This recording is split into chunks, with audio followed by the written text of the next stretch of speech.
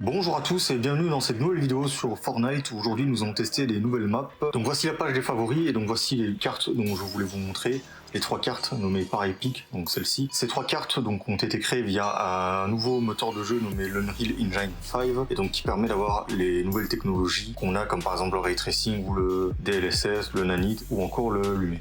Donc comme vous pouvez le voir, donc voici une des maps qui a été créée sur le nouveau moteur de jeu de Epic Games pour le jeu Fortnite. Cette map a été créée via le moteur de Fortnite et donc la communauté du jeu peut notamment créer des nouvelles maps autres que le mode créatif qu'on avait avant. Et donc là, vous pouvez observer un peu toute la nature. Alors là, vous avez des effets de lumière qui sont assez impressionnants. Vous avez aussi, si on regarde en bas, des effets d'eau. Donc là, comme vous pouvez voir, vous avez aussi des effets d'eau qui sont assez sympas. Et donc ça, c'est l'une des premières maps qui a été créée avec notamment tous ces effets de lumière, tous ces effets notamment de texturisation aussi, comme vous pouvez le voir. Et bah, c'est juste une map qui sert de démo technique. Donc comme vous pouvez voir, ça n'a rien à voir avec ce qu'on avait avant sur les premières versions de Fortnite. Là, vous pouvez tirer les flèches, constater les explosions qu'il y a. Alors ce qui est bien aussi avec le nouveau moteur de Unreal Engine 5, c'est que la communauté peut créer aussi des jeux. Donc là, c'est plus Epic Games qui a créé ce jeu-ci. Un jeu nommé Deserted Domination, par exemple, où c'est un genre de Call of Duty sur Fortnite qui a directement été implémenté dans le jeu. Et donc là, comme vous pouvez le voir, donc là, on a carrément tout un système de classement, voilà, comme vous pouvez le voir ici, cette classe d'armes. Et donc là, hop, vous avez toutes les mécaniques d'un jeu habituel, comme vous avez le tir comme ça en troisième personne. Et donc tous les éléments viennent notamment du moteur de jeu de Fortnite. Et ce qui est bien, ça va être vraiment cette diversité au niveau de la communauté. Donc là, on peut changer de classe. Hop. Là, les exemples que je vous montre, c'est des exemples qui ont été créés directement par Epic Games. Mais le logiciel en question, c'est un logiciel qui est téléchargeable gratuitement sur l'Epic Games Store, qui peut être utilisé par n'importe qui. Et donc la vraie raison de pourquoi je voulais vous montrer ces cartes-là, c'est vraiment pour l'aspect communautaire. Un peu comme ce qu'avait tenté Core, notamment, une espèce d'éditeur de map un peu comme ça, sauf que là on est avec les dernières technologies Unreal Engine, ce qui va nous permettre des décors et des environnements beaucoup plus réalistes. Comme je disais précédemment, ça n'a rien à voir avec ce qui s'est passé au début de Fortnite. Les premières versions alpha ne ressemblaient pas à celle-ci du tout, on n'avait pas ce niveau de détail, ce niveau de lumière qu'on peut retrouver maintenant. Et donc voici la dernière map du jeu, avec une map qui est plus un jeu d'énigmes, un peu horreur, comme vous pouvez le constater. Donc là, le temps que la partie se lance, nous avons les effets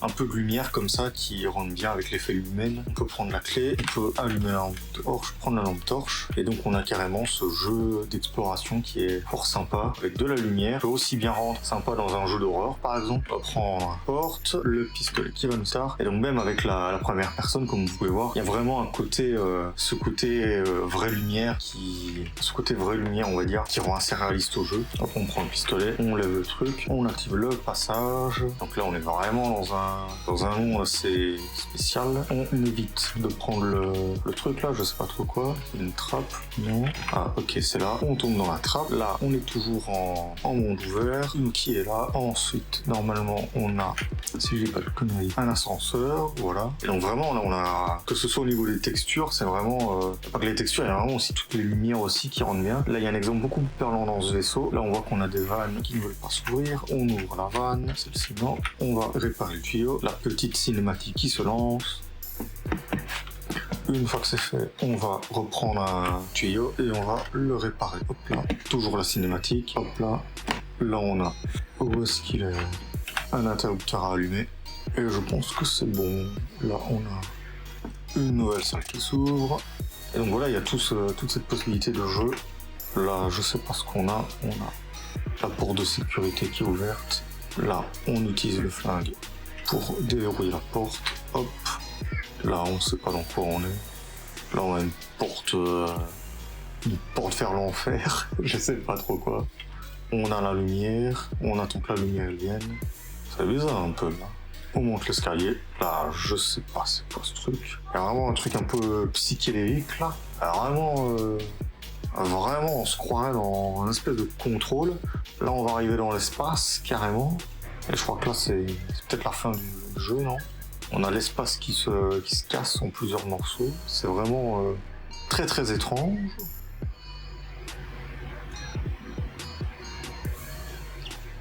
Et normalement...